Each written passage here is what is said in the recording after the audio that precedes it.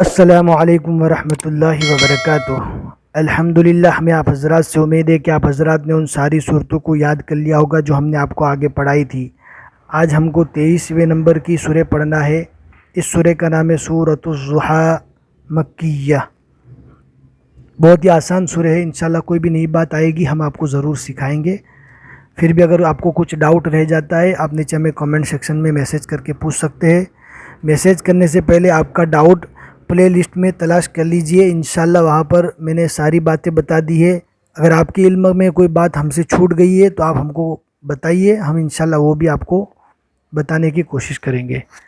اعوذ باللہ من الشیطان الرجیم، بسم اللہ الرحمن الرحیم۔ اس سورہ میں 11 آیتیں اور ایک رکوع ہے۔ والضحیٰ، والضحیٰ، ضاد کو پور پڑھنے کا ہے، والضحیٰ، ضاد کو پور پڑھنا ہے۔ واللیلی، واو کو لام سے ملائیں گے، لام کو یا سے، واللیلی اذا سجا، ما ودعک ربک وما قلا، وللآخرۃ خیر لک من الاولی۔ یہاں پر واو مدہ ہوگا، ایک الف کے برابر کھینچ کر پڑھیں گے۔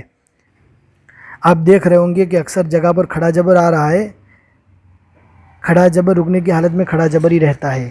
وَلَسَوْفَ يُعْطِيكَ رَبُّكَ فَتَرْضَىٰ، أَلَمْ يَجِدْكَ يَتِيمًا فَآوَىٰ، وَوَجَدَكَ ضَالًّا فَهَدَىٰ۔ ضاد کو پور پڑھنا ہے، کھینچ کر پڑھنا ہے، اور ضاد کو لام سے ملانا ہے، اس لیے کہ تشدید والا حرف ہے، تشدید والے حرف کو پہلے والے حرف سے ملائیں گے۔ ضَالًّا فَهَدَىٰ، وَوَجَدَكَ عَائِلًا فَأَغْنَىٰ۔ عین اور حمزہ میں فرق ہے، اس کو اچھی طرح نکال کے پڑھنا ہے۔ عَائِلًا فَأَغْنَىٰ، فَأَمَّا الْيَتِيمَ فَلَا تَقْهَرْ، وَأَمَّا السَّائِلَ فَلَا تَنْهَرْ، وَأَمَّا بِنِعْمَةِ رَبِّكَ فَحَدِّثْ۔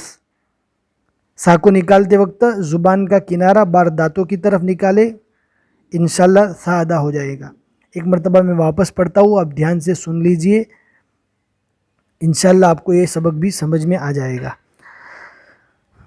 بسم اللہ الرحمن الرحیم۔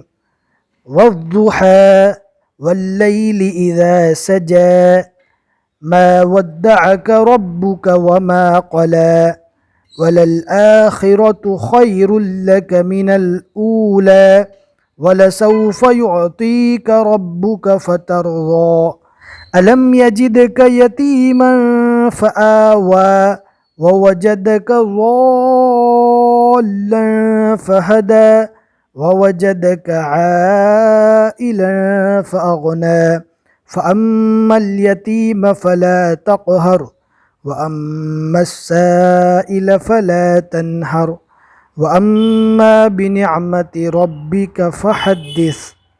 آج کا سبق بھی بہت ہی آسان ہے، جس طرح ہم پڑھاتے ہیں مخارج کے ساتھ اس طرح پڑھنے کی کوشش کیجئے۔ اگر آپ نے اس اما پارے کو مخارج کے ساتھ پڑھنا سیکھ لیا تو انشاءاللہ قرآن شریف پڑھنے میں کہیں بھی دقت نہیں آئے گی۔ ہم آپ کو ضرور اشارہ کریں گے، آپ کی ضرور رہبری کریں گے۔ آپ ہمارے ساتھ جڑتے جائیے، اپنے دوستوں میں بھی شیئر کریے تاکہ وہ بھی قرآن شریف کو مخارج کے ساتھ پڑھنے کی کوشش کریں۔ ہم بھی انشاءاللہ آپ کے لیے دعا کریں گے کہ اللہ رب العزت آپ کو جلدی سے جلدی قرآن شریف مخارج کے ساتھ پڑھنا سکھائیں۔ بس آج کے لیے اتنا ہی سبق۔ السلام علیکم ورحمۃ اللہ وبرکاتہ۔